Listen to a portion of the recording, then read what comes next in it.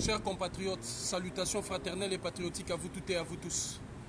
Recevez nos salutations depuis Amsterdam. Nous sommes à Tropenmuseum, d'où vous voyez près de 65 000 pièces émanation de l'intelligence parfaite de nos ancêtres ont été justement pillées, volées et stockées ici, emmagasinées ici. Il y a justement de pièces aussi venues de la Nouvelle-Calédonie, de la Nouvelle-Guinée, de la Papouasie-Nouvelle-Guinée, donc de l'Asie et partout.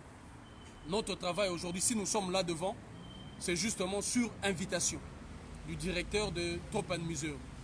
Pourquoi Tropenmuseum? Parce qu'ici en Hollande, aux Pays-Bas, il y a 4 musées. Il y a le musée de Leiden, il y a le musée de Rotterdam, il y a le musée de Bergendal, African Museum, d'où l'on était là où l'action s'est posée. Et puis il y a ces musées Tropenmuseum, et c'est ces musées en fait qui, si vous voulez, administrent tous les 4 musées. C'est ici central. Donc pourquoi nous sommes ici? Il y a un article que vous verrez qui va être partagé maintenant dans le réseau, dont ils ont réitéré leur volonté de pouvoir restituer les œuvres africaines, de pouvoir engager la discussion. Donc de notre entrée ici aujourd'hui, notamment les responsables des magazines, les responsables des presse que l'on a vus, nous ont fait parvenir le message. Et ils ont appelé, pendant qu'on était avec d'autres magazines en discussion, pour nous dire que l'on pouvait venir pour discuter avec eux. Donc on vous tient au courant pour que personne ne dise le contraire, que l'on ne se cache pas, que l'on engage la nation africaine, justement, aux yeux et au su de tous. Nous avons l'habitude, nous, de ne jamais demander aux voleurs et aux prévaricateurs l'autorisation pour récupérer ce qui a été volé. Fidèles à notre engagement, à nos positions, nous ne demanderons pas la permission. Mais le voleur et le prévaricateur a reconnu de lui-même qu'il a causé du tort, qu'il a volé, qu'il a pillé. Et il demande maintenant qu'il soit engagé une discussion franche avec ceux qu'il considère comme étant les dépositaires d'une légalité quelconque, d'une légitimité pour mener ces combats pour la récupération de notre patrimoine. Deuxième chose, la justice hollandaise refuse catégoriquement de nous restituer nos portables. Nous sommes ici pour attendre nos portables. Ils refusent de nous restituer nos portables. Ils refusent catégoriquement de rendre ce qu'ils ont pris. D'ailleurs, il n'y a eu aucune indication dans ce sens nous disant les raisons pour lesquelles ces portables, nos outils de travail ont été saisis. Ça, c'est de l'arbitraire. Ça, c'est inacceptable parce que priver beaucoup d'entre nous qui travaillent à travers ces outils-là de leurs outils de travail, ce n'est pas acceptable. Nous avons protesté comme il s'est fait et comme il s'est fallait. Le gouvernement, disons, de la Hollande, parce qu'on doit dire ainsi, parce que justement, c'est le gouvernement royal de la Hollande qui jouit de ces œuvres-là parce que c'est devenu un patrimoine de la nation, du royaume hollandais. Donc, nous sommes là pour attendre nos portables. Ils nous ont confisqué nos outils. 2 pour moi, 1 pour mon camarade Ibé, 1 pour la camarade Letty, 1 pour la camarade Passy et 1 pour la camarade André. pour le camarade Andy. Donc, on voit aisément comment est-ce que le gouvernement royal, notamment du Pays-Bas, est en train de briser par lui-même les règles qui se sont établies. On ne peut pas légiférer, faire une loi interdisant aux gens de venir toucher les propriétés d'autrui, sachant que ce que vous détenez et vous considérez comme vos propriétés ne sont nullement vos propriétés. Vous êtes allés voler, piller, massacrer, et vous avez pris nos œuvres, vous les avez emmenées ici. Et puis ensuite, par après, vous légiférez derrière pour dire qu'il est interdit de toucher à ceci. C'est un patrimoine de la nation hollandaise. Est-ce que le gouvernement de la Hollande ou la couronne de Pays-Bas peut-elle nous démontrer une preuve palpable qui démontre que ces artefacts-là et ces œuvres-là leur appartiennent? Non, c'est du vol. Quand on reconnaît qu'on a volé, on ne peut pas. D'ailleurs, ces combats-là rentrent maintenant aussi dans un aspect juridique.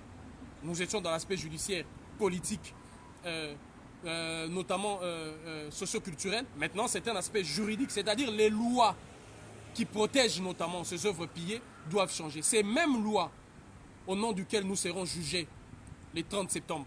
Alors mes chers compatriotes, nous y sommes. Le 30 septembre, c'est le procès de l'Afrique face à la colonisation, face aux razzias négrières, face à la barbarie opérée et orchestrée par les nations européennes sur nos ancêtres, sur le passé. Tout à l'heure, vous avez vu un de nos frères de Suriname qui a rendu ses témoignages vivants et éloquents, disant que le jour où il a vu cette action, quand nous avons pris avec le camarade cette œuvre-là, l'initiée par excellence de Lemba, il s'est lui identifié à cette œuvre-là. Vous voyez que ces œuvres-là En un mot, c'était des entités, c'était des êtres vivants dans lesquels on se reconnaissait. Et il y avait interchangeabilité et communication. Et il s'est ressenti dans ça en disant, comme lui, il est de Suriname, il a été arraché à l'Afrique, sur la terre de ses ancêtres. Et il nous a posé la question de savoir, saviez-vous combien de Noirs et des Africains sont dans la même situation que moi? Il dit qu'il a pleuré. Il a pleuré à quel moment? Quand il a vu les policiers récupérer l'œuvre entre mes mains. C'est-à-dire que c'était encore de la captivité de nouveau, c'était encore de la prison. J'ai compris aujourd'hui en parlant avec ces frères-là que l'action que nous sommes en train de mener, nos ancêtres nous ont guidés dans ce sens-là justement pour libérer tous les Africains qui ont été arrachés à l'Afrique, déportés. Parce que la plupart de ces Africains, certains ne trouvent peut-être pas ces liens-là, ou ces sentiments, ou cet attachement à l'Afrique pour retourner vers l'Afrique. Parce que justement, il y a des verrous. Parce qu'ils ont été quelque part, ils ont été aliénés. Il y a cette domination, cette pression durant tous ces siècles.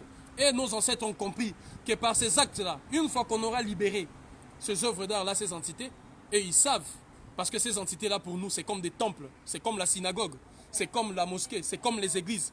L'église est considérée, ou la synagogue ou la mosquée, comme la maison de Dieu. La maison de Dieu où viennent vivre les divinités ou Dieu en personne. Et nos ancêtres avaient justement conçu et fabriqué ces entités-là et ces artefacts-là, ces œuvres d'art, pour permettre aux divinités de venir s'asseoir et y vivre et échanger avec nous. Donc ce sont nos temples. Nous avons aujourd'hui la responsabilité de reconstruire les temples pour le Dieu de nos ancêtres, le Dieu créateur. Ces temples qu'il nous a donnés à nous, Africains. Et c'est sur ces temples-là aujourd'hui que nous nous focalisons. Et notre frère a justement pleuré, il nous a dit, vous avez suivi sur la page Unité, Dignité, Courage, son témoignage en anglais, qu'il a pleuré quand il a vu les policiers récupérer. C'est ça qui aujourd'hui nous alimente avec notre détermination d'aller maintenant récupérer ce qui nous appartient. La prochaine action, nous ferons de notre mieux pour vous ramener à la maison cette œuvre. Parce qu'on a compris, une fois que l'on ramènera même une seule pièce à la maison, ça serait la libération totale. Parce que vous avez vu, avec ce que nous avons posé, l'engouement et les déclics qu'il y a eu auprès de toutes les couches de sociétés africaines, de notre diaspora de partout. Et on reste convaincu qu'une fois une des œuvres ramenées à la maison, c'est justement nos compatriotes, nos frères et sœurs de la Martinique, de la Guadeloupe, des Antilles, de Trinidad, Tobago, de Cuba, de partout, des États-Unis d'Amérique qui ont été arrachés, vont revenir en eux-mêmes pour comprendre qui ils sont, d'où ils sont venus, là où ils sont, où est-ce qu'on les met et qu'est-ce qu'il faut faire. Parce qu'il faut reconstruire le temple de l'Afrique. Mes chers amis, c'est cet œil-là qu'on doit avoir aujourd'hui à travers ces actions que nous sommes en train de mener. Nos portables sont confisqués. Nous exigeons à la nation hollandaise, nous exigeons à la couronne de Pays-Bas de nous restituer nos outils de travail. À la justice hollandaise, il est faut, à la police hollandaise de nous restituer nos outils de travail. Et là, nous sommes à Amsterdam. Nous étions à Bergendal, mais il nous reste Liège et Rotterdam. Donc si le gouvernement hollandais s'entête, ils vont nous sentir. Mais par courtoisie élémentaire, par noblesse, nous sommes venus répondre à cette invitation, justement, pour pouvoir amorcer la discussion, engager la discussion, commencer à dire nos aspirations profondes. Parce que, d'autant plus que nous sommes sur le terrain, il y a un aspect médiatique, il y a un aspect, comme je disais, sociopolitique, où il faut s'asseoir avec des différents acteurs du monde occidental et de la diaspora pour discuter ensemble et décider de ce qu'adviendra l'ensemble de nos œuvres. Ibé. En tout cas, chers compatriotes, bonjour, bonjour. Moi, c'est Ibé, je fais partie du mouvement de notre grand. J'ai rien à vous dire qu'il faut juste courage, dignité, force. Il faut ça. La dignité, c'est important. Peut-être d'autres diront que c'est pas un combat, c'est pas le bon combat qu'on mène, mais c'est une question déjà de décoloniser la mentalité, désaliéner la mentalité. Il ne faut pas qu'on soit dedans. En tout cas, les frères, on a besoin de vous. On a vraiment besoin de vous. La prochaine fois, on sera là. On va réclamer ce qui nous est de droit. On va le réclamer. En tout cas, courage. On a besoin de vous pour la prochaine fois. Ne nous lâchez pas. Et le combat, ça ne peut pas se faire sans vous. Avec vous, on ira. Moi, j'ai suivi le grand Moizoulou. Faites comme moi, n'hésitez pas, suivez-le. Et le combat, on va le gagner. Tôt ou tard, on va le gagner. Mais on a besoin de vous. On n'a pas besoin de vos soutiens seulement sur Internet. On a besoin de vous sur le terrain. Donc c'est important, les gars. C'est vraiment important. Courage, dignité, force. Maman Letty, qu'est-ce que tu as dit? Ok, chers compatriotes, alors restez connectés. Restez connectés parce que c'est chargé ici. C'est chargé depuis qu'on est là et nous sommes en train d'abattre le travail sur le terrain. Nous étions avec d'autres compatriotes militants et militantes avec qui nous sommes en train d'abattre un travail des fourmis. Il y a une grande représentation de la diaspora de Suriname, de Cordeo, de Ablo, donc tous ces périmètres-là, Venezuela et tous nos compatriotes qui ont été arrachés en Afrique et qui ont été amenés sous la conduite ou sous l'administration royale de Pays-Bas, qui sont avec nous et qui, comme j'ai rendu ces témoignages vivants de l'un de frères, et qui vont travailler avec nous. Unité, dignité, courage. Nous sommes ici, nous allons bien évidemment aller répondre à cette invitation pour voir qu'est-ce qu'il en est. Et par respect, pour qu'ils ne paniquent pas, parce que c'est justement dans le musée que ça va se passer, et pour qu'ils ne paniquent pas, qu'ils ne pensent pas à une action préméditée déjà et orchestrée par nous, nous rentrons sans images et nous vous tiendrons informés dans les heures qui suivent. Si dans les heures qui suivent, vous ne voyez pas, sachez que c'est très chargé parce que nous sommes en train de bouger de gauche à droite par rapport à certaines informations qu'on a. N'oubliez pas qu'il y a un ordre de quitter les territoires et une interdiction justement de fouler le sol hollandais pendant 6 mois. Donc nous sommes ici, non pas par défi, parce que nous considérons, comme le disaient les camarades, le frère Martin Luther King, nous avons la responsabilité morale de refuser d'obéir à toute loi injuste. Et sur ce, restez connectés le 30 septembre à 9h, 10e chambre correctionnelle 2. Nos camarades de l'UDC, les 5 qui ont été au musée de Quai Branly, nous serons jugés. Et c'est votre jugement. C'est le jugement de nos pères pendant la colonisation. C'est le jugement de nos ancêtres pendant les razzias négrières qui ont été jugés de manière, je dirais, expéditive et qui ont été condamnés, qui ont été, si vous voulez, cloués au pilori. Alors, le moment est-il plus que jamais venu pour que l'Afrique entière se mobilise, pour que l'Afrique entière démontre à la face du monde qu'elle tient bec et ongle à la restitution de son patrimoine et de ses avoirs. Donc, le 30 septembre, je répète, tribunal correctionnel de Paris, des grandes instances de Paris, Paris Porte de Clichy, ceux qui viendront de partout. Nous avons essayé de répertorier les hôtels qui sont là, ceux qui viendront d'autres pays, du Canada et de partout, qui vous nous avez écrit.